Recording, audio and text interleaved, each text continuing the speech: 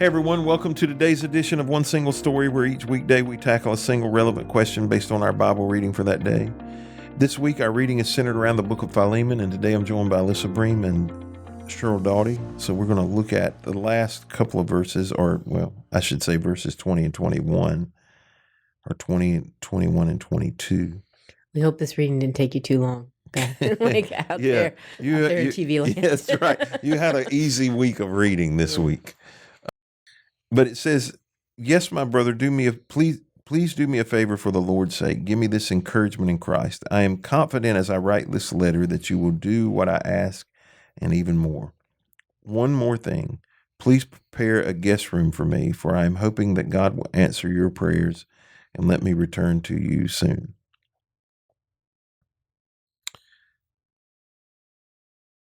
Let me ask this first question, a random question first.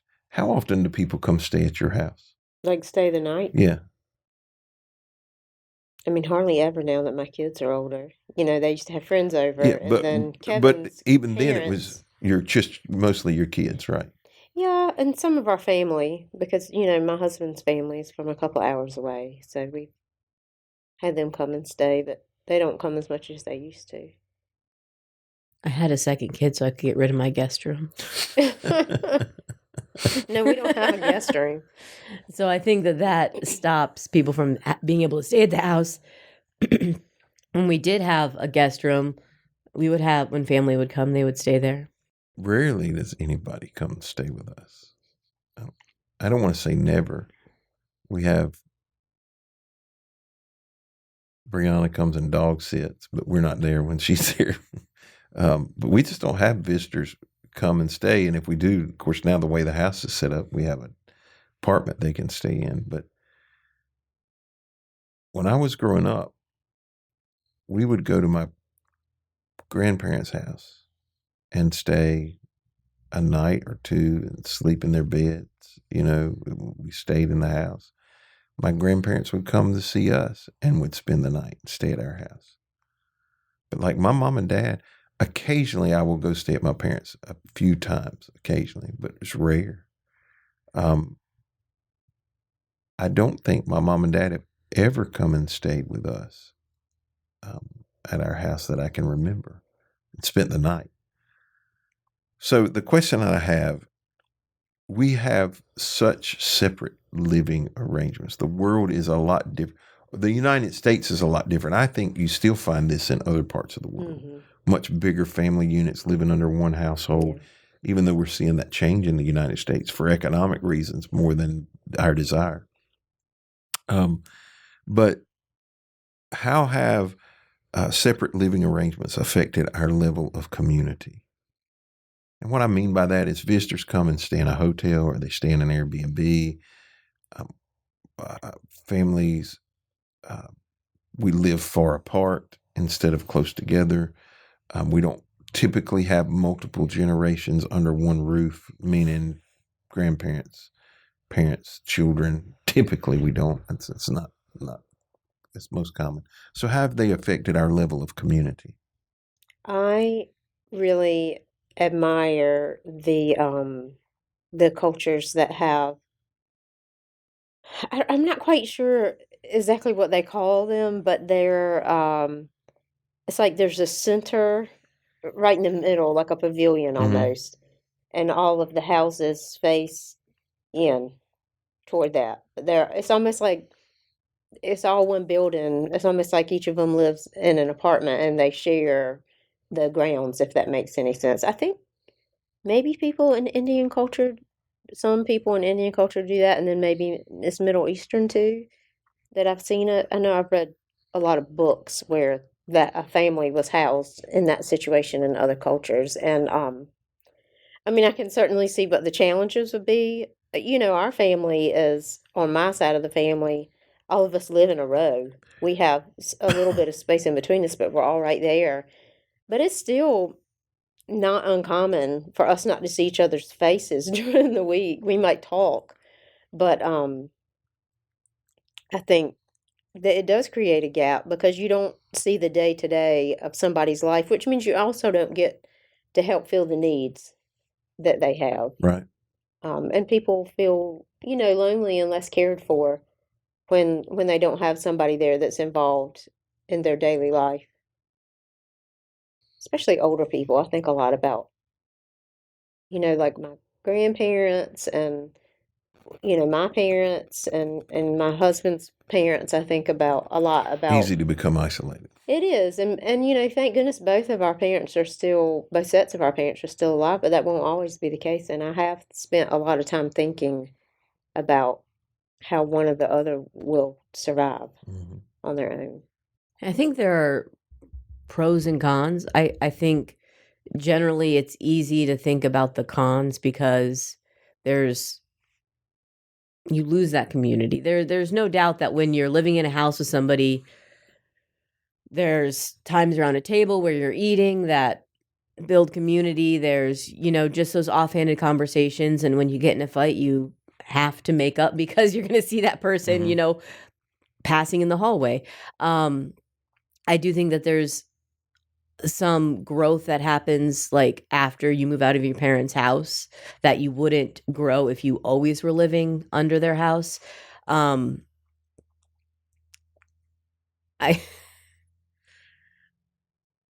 The community and living together, this is your favorite example I ever give.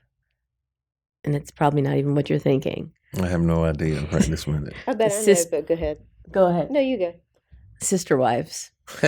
Oh, never mind. No, not what I was thinking. No, so they have had many different living situations, and it's interesting to see how the relationships are different when they bought in Vegas this like not roundabout cul-de-sac, and they all built houses, and so they were all able to like live together, and like that was some of their best like times when they were all friends with each other. And then they moved to Flagstaff, and yes, I know all of these cities where they have lived. And sure, and they sure. got It's like I can't even imagine this being a thing. But they all had to get houses so separately that it would take so long, and now they're not even sister wives anymore. They are all divorced from each other, and basically one of the families kind of survived, and the other three sister wives are off living their own lives now.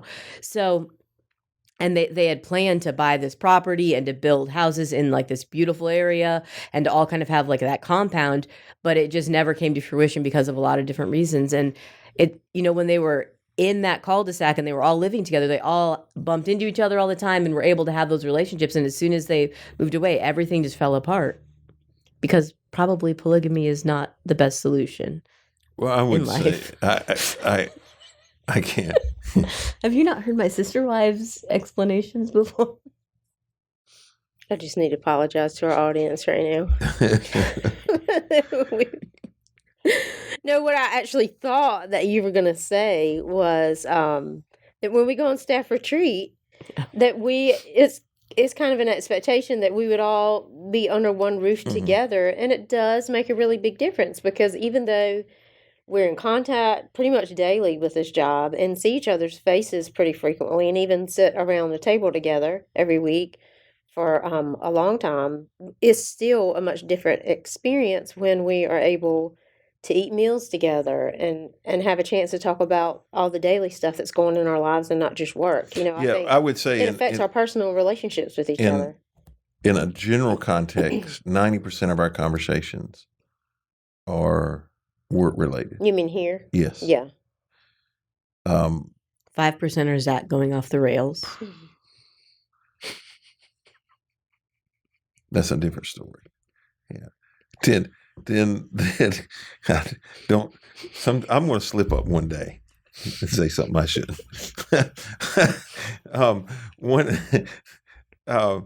But at staff retreat, I would guess it's certainly less than 50% that we talk about work. I think we go bowling, we do activities together, we go eat together.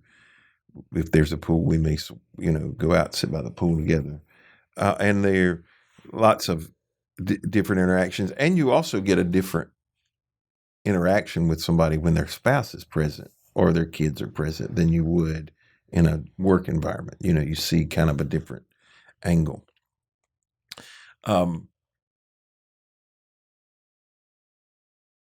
I don't know anything other than my grandkids have lived in my house, so we have had 3 generations, but it was meant to be temporary, I think, for everybody concerned. I did, after I was married and had a kid, moved back in with my parents for a short period of time in a transition. And mostly in an American culture, it is viewed negatively, not positively, for you to do those things. Like the movie Failure to Launch. Yeah, right. But in general, our living arrangements have created a certain disconnect. Our houses can be miles apart. We can not know who our neighbors are. There's an entire move right now in neighborhood design. So there's a neighborhood, I believe, somewhere near Davidson, North Carolina, which is not far from Charlotte, where they are building houses, an entire community, and there are 2 rules. It has to have a certain size front porch, and it cannot have a garage. So if you think about, since I've been in the house buying world, there were 2 things that were big pieces to houses: garages and back decks. Front porches got smaller, garages got bigger, and back decks got bigger. So what happened is people would come home from work, pull in their garage, the garage door would close, they wouldn't see their neighbors. And when they went outside to sit, they went on their back porch, so they didn't see anybody. Whereas, I think back to Andy Griffith. They had a big front porch. You parked in the driveway, you went in the front door. If you came outside, you sat on the front porch, so as your neighbors walked by, you saw them, you had some interaction with them. If people saw you getting out of your car from work and they were in their yard, they were like, "How you doing? How was your day?" We can escape, even when we live right beside somebody with a garage, we can escape ever seeing them. We get in our car and we're leaving before we see anybody, and we're I try to ignore the people who walk in their dog by my house in the morning. Like who? I know. I see you turn your head. I don't want to speak to him today. I'm not in the mood. But all of those things have some impact on the community that we build. You and I live in the same community, and I suspect a fair amount of people around you. I know most of the people, but I'm not in a community with them. Like, I know them when I see them on the street or I pass them, I can call them by name, but like being in a relationship with them or know what's going on in their life, I know nothing about a lot of them, because there's just not that built-in community. Living on a corner makes it so you don't really have a backyard. Yeah. So that's what we deal with. You can't hide from anybody. Can't hide from anybody. And now Judah, on the other hand, when he's in the yard, he wants to speak to everybody. Yeah. He's like, Wesley's following suit too. Oh yeah. Oh yeah. He's just not out there alone. Yeah, Judah, he always speaks. Those kind of things affect, even the way we build hotels. And I know some of this is for safety purposes. Growing up, hotels were ground level. They weren't multi-story. A lot of them were. And you went in the front entrance. You parked your car in front of the room. Now, everything's interior entrance. You don't see people as they come and go. And I know some of that is safety. I get it. But I do think there are things that cause us to lose community. Even simple things that we see coming that are really newer. Think about how many times you saw people out shopping, grocery shopping, clothes shopping. You just went out to do your daily or weekly or whatever shopping. Because you talk to people that are older than I am, going to town was an event. and they only did it, on Saturday a lot of times. And it was a social thing. But how much of your stuff comes on Amazon? I'm thinking about a older woman I've known for practically my whole life that lives in our neighborhood, who's widowed now, and I will run into her at the grocery store from time to time, and we'll stop and talk, and she'll say, one of the reasons I enjoy coming to the grocery store is because I get to see people, because, she does live alone, so she feels isolated to a certain extent, even though her family's close by. It's the same thing as, all of ours. You Yeah. stay busy coming and going and doing other things. Well, even in the case of older people, I think about my parents. So my dad will be 80 here and really close to when you'll hear this. They still have one another, but their friends are dying rapidly, and so you become isolated because you don't have the friend group that you used to have. This podcast took a depressing turn. Well, my question was going to be, then how do you think fix it? we fix this? Because I do think that there are solutions, but I think that they might look different, than they used to, and that we have to identify it as a problem and then figure out practical ways. Well, I would say even in a church context, there are one of the main reasons why churches stay small. I would say the main reason why churches stay small is because once they build this sense of community, it's hard to break it, and you can't add but so many people and have that same community. I've heard people say about our Bertie campus that one of the things they enjoy about it is it feels like a small church. Well, they're very close to breaking that problem, that it's not going to feel that way if it continues on the path that it's going. And we talk here about in the church context, you need to be in a small group because if not, you'll fall through the cracks. As the church gets bigger, it's got to get smaller. So I think there has to be some intentionality on all of our parts to build community, individually, corporately, because if we don't build community, it creates a significant disconnect that